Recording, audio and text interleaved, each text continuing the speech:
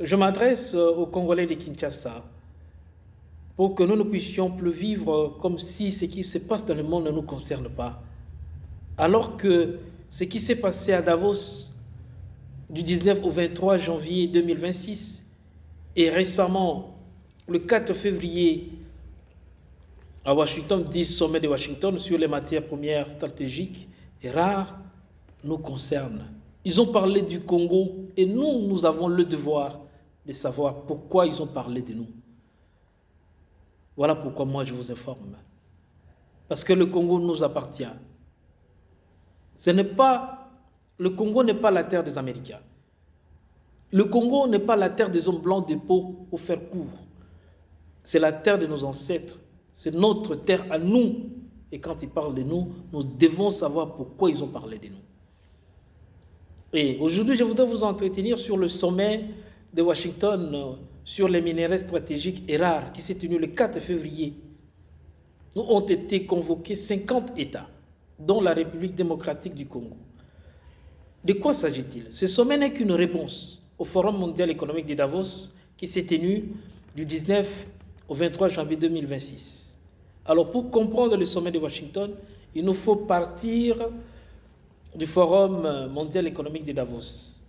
Et parlant du sommet du Forum mondial économique de Davos, je ferai quelques parallèles avec la conférence dite de Berlin du 15 novembre 1884 au 26 février 1885. Alors commençons par le Forum mondial de Davos. Que s'est-il passé? Qu'est-ce qui a été au cœur des débats? Il me semble que le contexte général était la question de la guerre des minéraux stratégiques qui se joue aujourd'hui dans le monde, surtout occidental. La question était celle-ci. Que faire pour que les grandes puissances qui ont grandement besoin des minéraux stratégiques aujourd'hui ne viennent pas se faire la guerre entre elles, ne s'entretuent pas entre elles? Voilà la question. Et que dit minéraux stratégiques? Dit le Congo-Kinshasa, parce que la République démocratique du Congo regorge à elle seule 60% des minéraux stratégiques. Je dis bien 60% de la réserve mondiale de minéraux stratégiques et rares se trouve en République démocratique du Congo. Et ainsi parler de la guerre des minéraux stratégiques requiert qu'on fasse appel aux hommes de la République démocratique du Congo. Ainsi ont été convoqués notre président de la République, le vice-ministre chargé de l'économie et le ministre des Mines. À voir le profil de la délégation de Kinshasa, on voit qu'il s'est agi justement des minéraux stratégiques. Alors, parce que le Congo-Kinshasa est au cœur de l'ère nucléaire, au centre de l'ère nucléaire, quelle a été la réponse? Et la réponse est simple. Et c'est bien triste. Parce que les grandes puissances d'aujourd'hui ont besoin des minéraux stratégiques. Le Congo est à vendre à n'importe quelle puissance mondiale d'aujourd'hui. Et je n'invente pas cette réponse. Cette réponse vient de deux ministres. D'abord, du vice-premier ministre chargé de l'économie. Il dit ceci: nous avons besoin de partenaires, des clients autres que les États-Unis qui ne suffisent pas à eux seuls à acheter le Congo. Donc le Congo est à la merci de qui veut. Et on voit là l'allusion claire à l'accord qui s'est tenu à Washington, dit l'accord de Washington, l'accord de paix. Non, il ne s'agit pas de l'accord de paix, il s'agit des accords ou de l'accord sur les minéraux stratégiques. Donc, voilà la réponse du vice-premier ministre chargé de l'économie. Ensuite, le ministre des Mines présent au Forum mondial de Davos dit ceci: l'industrialisation du Congo se fera dans 30 ans.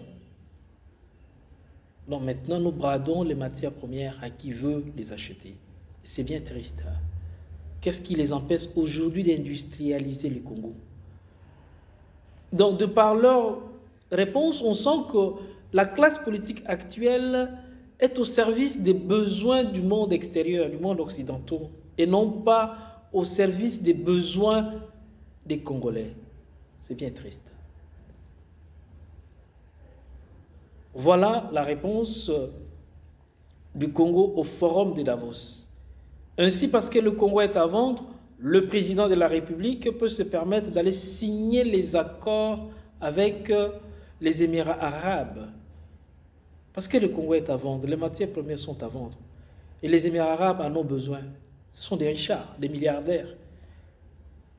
Et en réponse à ce forum, Washington va organiser le sommet de Washington sur les minerais stratégiques et rares. Et quelle est sa réponse?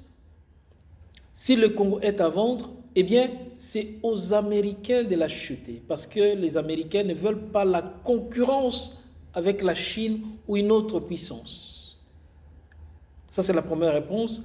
Et la deuxième réponse, parce que les Américains tiennent à faire une réserve des minerais stratégiques, comme ils ont fait une réserve du pétrole à partir de l'embargo du pétrole arabe de 1973. Et mes chers amis, nous devons réfléchir à cette...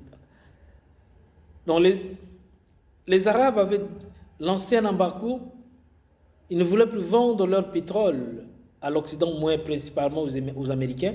Et les Américains vont décider, oh, il se peut que demain nous arrivions à manquer du pétrole. Ils vont faire une réserve, surtout à Texas. Et au moment où moi je vous parle, la réserve du pétrole américain s'élève à 415 millions de barils, c'est-à-dire du pétrole brut. Quand le monde manquera du pétrole, les Américains en auront. Et ils veulent faire la même chose aussi, ils débloquent 12 milliards de dollars pour les minerais stratégiques, pour leurs industries. Ainsi, le sous-sol congolais est vendu. C'est-à-dire, nous ne possédons plus, nous ne sommes plus maîtres de notre sous-sol. Voilà ce que vient de commettre comme erreur la classe politique actuelle. Ce qui importe pour la classe politique actuelle, c'est l'argent, remplir les poches, avoir des comptes en banque, et non pas le bien-être, la respectabilité, la dignité du peuple congolais. Ce sous-sol ne nous appartient pas. Mais je voudrais faire maintenant une parenthèse pour nous faire comprendre un peu la gravité de nos erreurs et comment cela va nous revient toujours d'une manière ou d'une autre. On sait que dans les années 1800, 1900, 1920, les États-Unis n'étaient qu'une puissance montante. Ce qui a fait des États-Unis une grande puissance, c'est l'uranium que les Belges leur avaient vendu dans les années 1935-1938. Avec cet uranium-là, ils vont créer la bombe atomique. Et nous savons tous ce qui s'est passé le 2 et le 6 août 1945 à Hiroshima et à Nagasaki. Ces gens ont été tués, des milliers de personnes sont mortes avec des conséquences jusqu'à aujourd'hui avec l'uranium qui venait de chez nous. Nous devions réfléchir, mes chers amis. Et cela ne suffisait pas. En 1963, lorsque les Américains avaient besoin de venir faire d'une réserve d'uranium, ils sont revenus chez nous. Je dis bien en 1963, ils sont revenus encore chez nous. Ils ont exploité cette fois-ci des milliers de tonnes, c'est-à-dire quelques millions de kilogrammes d'uranium qu'ils ont ramenés chez eux. Et comme cela ne suffisait pas, ils sont revenus et aujourd'hui reviennent encore chez nous. Et cette fois-ci, ce n'est pas pour faire prendre quelques milliers des tonnes, mais pour acheter le sous-sol afin d'en faire une réserve de minerais chez eux. Et qu'est-ce qui nous en restera? C'est hypothéquer le futur d'un État. C'est condamner le Congo-Zaïre à être un État faible face aux Américains. Chers amis, mais ne nous décourageons pas. Gardons ferme l'espoir que nous sommes ensemble capables d'arracher un jour le Congo-Zaïre aux mains des Américains et de nous le rendre à nous-mêmes. Nous en sommes capables. Si moi je pense déjà comme ça, je vous dis ce qui se passe, ça signifie que nous sommes capables d'arriver un jour ensemble à l'arracher aux mains des Américains, des étrangers. Oui, nous sommes conscients. Nous sommes conscients que tous ceux qui ont tenté d'arracher le Congo aux mains des Américains ont payé le plus fort. Lumumba, héros national, a payé de sa vie parce qu'il tenait à arracher le Congo aux Belges, aux Américains pour le rendre aux Congolais.